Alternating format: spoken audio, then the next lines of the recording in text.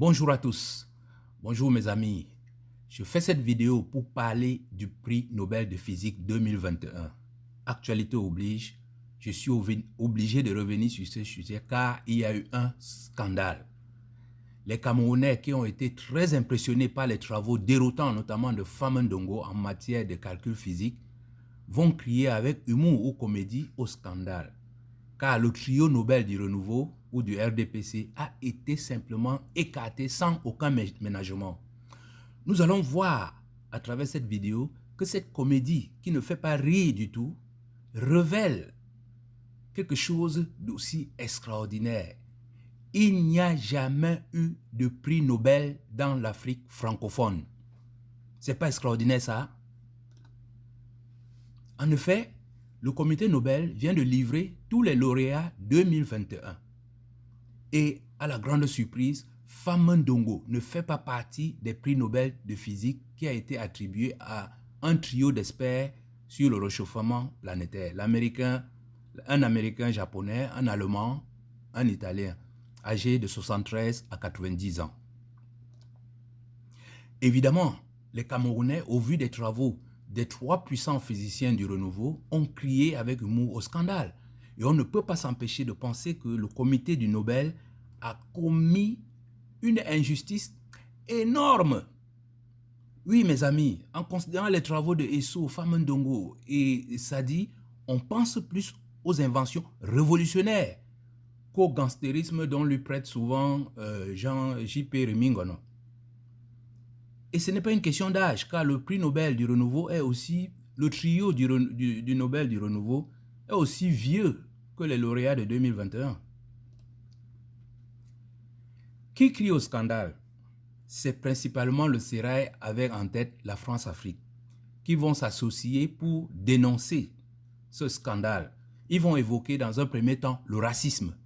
Mais le comité Nobel va leur dire que ce n'est pas une question de couleur, car il y a déjà eu plusieurs Noirs qui ont eu le prix Nobel.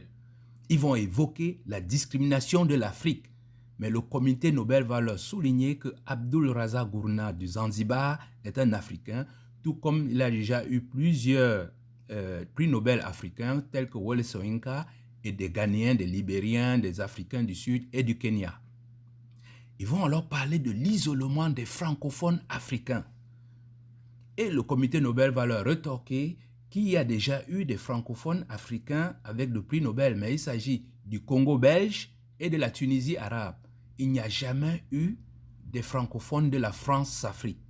Il n'y a jamais eu de prix Nobel dans l'Afrique francophone du franc CFA. C'est un échec. Alors, pourquoi crier au scandale? La déception est rageante car le trio espérait ramener le trophée à domicile pour ressusciter, nous dit-on, le petit camarade qui aime bien recevoir les lauriers des petites crevettes. Mais alors, pourquoi crier au scandale? Il faut dire que les découvertes de ce trio de Camerounais sont assez révolutionnaires. Nous allons évoquer ici l'intentiomètre de Laurent Esso, le renouvogramme de René Sadi et surtout les bases de la physique renouvelée de Famon Ndongo. Examinons-les un à un pour mesurer l'ampleur du scandale. Commençons par l'intentiomètre de Laurent Esso. C'est quoi l'intentiomètre? Ce n'est pas un appareil, mais c'est juste une dotation qui permet à tout membre du Sérail, en survolant la ville ou en scannant une population, de détecter tous ceux qui ont les intentions de révolution, de rébellion, d'attroupement aggravé ou d'apologie à la sécession. Et le charme de cette théorie, c'est que ça vous amène directement au tribunal militaire pour terrorisme, fait grave contre chef d'État, insulte à la première dame. La puissance de cette découverte, c'est que Laurent Esso a décliné cela en 3 formes simples et compréhensibles par tout le monde. Tout citoyen qui marche pacifiquement dans la rue peut être traduit devant le tribunal militaire et condamné à mort. Quand les avocats auront faim, ils reviendront devant les tribunaux. Lorsque le consortium s'effondrera, ils nous prieront. Le comité va rejeter cette découverte, car le prix Nobel sanctionne les lois universelles et non des lois particulières. La théorie des sceaux ne s'applique que au Cameroun pour conserver le pouvoir et pour servir le colon. Monsieur Esso, votre invention est déjà utilisée par les Camerounais et leur intention est de vous capturer. Prenez garde. Passons à l'invention de René Sadi. René Sadi a mis au point le renouvogramme, une invention qui permet de placer un individu à plusieurs endroits différents. Vous l'avez certainement remarqué, lors de la descente des Camerounais dans les ambassades camerounaises, il y avait des images floues qui flottaient au fond des écrans, mais en fait, c'était des personnes que la théorie de Sadi plaçait dans les lieux de mouvement. Ainsi, le MRC sera vu, Maurice Kamto sera vu d'une manière instantanée dans plusieurs ambassades du Cameroun à travers le monde. La faiblesse de cette invention n'a pas résisté à la moindre épreuve. D'ailleurs, dès que Maurice Kamto a élevé le ton, René Sadi a changé tout de suite tous les éléments de sa théorie. Et en plus, la justice française a démontré que cette théorie était fausse en identifiant ceux qui étaient effectivement dans les ambassades et qui ont été condamnés. Il n'y avait ni Maurice Kamto ni les membres du MRC. Et comme une fois de plus, les prix Nobel ne sanctionnent que les lois universelles. C'est pour ça que l'invention de M. Sadi sera rejetée, car ça ne s'applique qu'au MRC et au Cameroun. Mais M. Sadi, les Camerounais sont déjà en train d'exploiter votre renouvogramme, car ils vont capturer toute personne au Cameroun qui vous ressemble. C'est vous dire que vous n'allez pas échapper, vous serez capturé. Je vous rappelle que le renouvogramme est le fruit d'une très longue recherche. Rappelez-vous, le prédécesseur de M. Sadi avait déjà placé toute une armée du BI au Mali pour une opération qui se passait au Cameroun. Heureusement, une petite étoile a réussi à trahir cette invention une fois de plus. Venons-en à la plus grosse déception. Jacques Famin-Ndongo, le premier de la classe, le meilleur d'entre nous tous, l'inventeur des bases de la physique renouvelée. La puissance de l'invention de Famin-Ndongo réside dans ses nombreuses applications. Elle permet de dissoudre tout type de détournement et d'escroquerie en un temps éclair, de générer des guerres même dans la situation de paix absolue et surtout de libérer les otages en situation difficile. C'est pour ça qu'on parle de Gate Terminator, War Generator et Hostage Liberator. Examinons donc la première déclinaison de cette invention, Gate Terminator, avec l'exemple du détournement de l'argent des ordinateurs. 32 gigaoctets est égal à 500 gigaoctets. Il faut dire que Famin-Ndongo a déroulé cette merveille pour dissoudre le détournement des milliards des ordinateurs, PB. Et le mot PB n'a pas été choisi au hasard. C'est-à-dire, on n'a pas dit Dell ou Toshiba Sharp. Non, ils ont choisi PB comme Hewlett Packard et PB comme Petit Bavard. Vous voyez à quoi ça se réfère. Alors, ma grand-mère m'a demandé, mais mon garçon, c'est quoi cette histoire de 32 gigas, 500 qui agite tout le pays? Je lui ai dit, grand-mère, c'est très facile à comprendre. C'est comme si on te disait, un seau de sable est égal à un camion de sable. Et je crois qu'elle avait tout compris puisqu'elle a crié « Oh, Cameroun !» Face à la popularité de l'invention de Famin-Ndongo va se voir contester la paternité de cette puissance de calcul qui sera revendiquée par un certain Roger Atsa-Etundi, un expert de l'université de Yaoundé, chef de division je ne sais plus de quel département, je ne sais plus s'il est chef de division au ministère ou au département, mais en tout cas, il est le responsable des équations impossibles. Mais lui aussi aurait plagié cette théorie à un universitaire dont nous tairons le nom, mais qui a pu démontrer cette théorie qui est telle que vous la voyez affichée sur cette image. Les déclinaisons de ces 32 gigas est égal à 500 gigas, vous pouvez le voir, les 180 milliards du Covid-Gate sont maintenant réduits à 11 milliards. C'est devenu un ping-pong entre Manaouda et Motazé.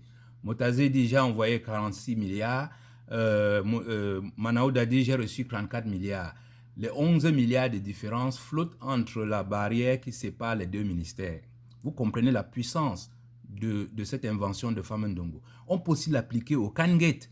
Donc, au départ, on parlait de 3 000 milliards de la CAN, mais aujourd'hui, c'est réduit aux 13 milliards qui vont être utilisés pour organiser la CAN si elle a lieu au Cameroun. Donc, les Camerounais sont priés de débattre sur les 13 milliards qui vont être distribués pendant la fête de la Cannes. Les 3 000 milliards, on n'en parle plus. C'est une invention extrêmement puissante. 160 milliards est égal à 200 millions. Ça, on aborde un autre aspect de cette invention que comme je vous appelais hostage liberator, c'est-à-dire ça vous libère un otage en un temps éclair. De quoi s'agit-il? Fameux Ndongo a été pris en otage dans la forêt tropicale et il était sur le point d'être lynché. Il va mettre en application sa théorie en expliquant tout de suite que la route Ebolova-Kribi, en passant par Akom 2, prévue depuis 2008, qui a été déjà budgétisée 2 ou 3 fois, une route évaluée à près de 160 milliards de francs CFA. Fameux Ndongo va expliquer grâce à sa théorie, il va convaincre les villageois qu'avec 200 millions, non seulement on va faire la route, mais on va mettre de l'électricité dans toute la région. Le résultat est spectaculaire, car Fameux Ndongo a échappé au lynchage et aujourd'hui il respire l'air des bureaux climatisés de Yaoundé, d'où il organise des émeutes à Messala. La route est déjà oubliée. John Goutte va exploiter la même filière pour s'échapper du krakenard de Matazem. À peine a-t-il mis pied au Nozo qu'il a été reçu par des rafales de mitraillettes. Se souvenant de la théorie de Fameux Ndongo, il va tout de suite se rabattre sur la route Bamenda-Babajou, une route prévue depuis 1985. Goutte affirme que la route sera faite dès qu'il va voir la porte de son bureau. Et le résultat aussi est spectaculaire. John Goutte va échapper au lynchage. Aujourd'hui, il respire l'air pur quelque part à Fumban ou au nord. Là. Il se balade quelque part là, d'où il organise le massacre des bébés anglophones. La route est déjà oubliée. Et venons donc dans la dernière déclinaison de cette invention de Fameux Ndongo, le générateur de guerre. C'est le fameux 2 morceaux de sucre dans l'eau. Pour bien comprendre l'invention de Fameux Ndongo, je vous propose 2 expériences. Vous prenez 2 morceaux de sucre, vous mettez dans un verre d'eau. 2 minutes après, c'est totalement dissous. Mais si vous prenez la théorie de M. Fameux Ndongo, vous mettez ces 2 morceaux de sucre, pas dans un verre d'eau, dans une bassine. Moi, j'ai mis ici dans un verre d'eau. Mais depuis 5 ans, ce sucre ne se dissout pas. Vous comprenez pourquoi les Camerounais crient au scandale. C'est un scandale de n'avoir pas donné de prix Nobel à ce monsieur-là. Et voici une très bonne illustration de cette invention de Fameux Ndongo. Vous voyez là, sur la première image, en 2016, on est en train de rouler les anglophones dans la boue. En principe, ils auraient dû dissoudre au bout de 2 semaines. Mais 5 ans après, ce sont les camions du BI qui sont roulés dans la boue, avec plus de 30 000 civils sur le carreau, plus de 3 000 soldats tués. C'est vous montrer la dimension mortifère des inventions de ce Fameux Ndongo. On peut aussi parler de l'école, de la façon dont il a tué l'école de nos enfants. C'est que tous ces enfants vont devenir des futurs guerriers. C'est pour ça qu'on dit Gate Generator. Malgré toute cette puissance, l'invention de Fameux Ndongo sera rejetée. Tout simplement parce que les gens comme Hervé Emmanuel Com ou les Garba Amanadi vont traiter cette invention de mensonge et de charlatanisme. Monsieur Ndongo, vous serez capturé et condamné à 32 ans de prison. Libre à vous de les transformer en 500 ans de prison pour vous et vos descendants. Ce sera votre choix. Voilà mes chers amis, je pense sans haine, sans rancune, qu'il n'y a pas scandale, car le comité Nobel a vu juste en écartant d'emblée avec brio cette bande d'imposteurs, de charlatans, dont les basses besognes sont en train d'ensanglanter et de détruire le Cameroun.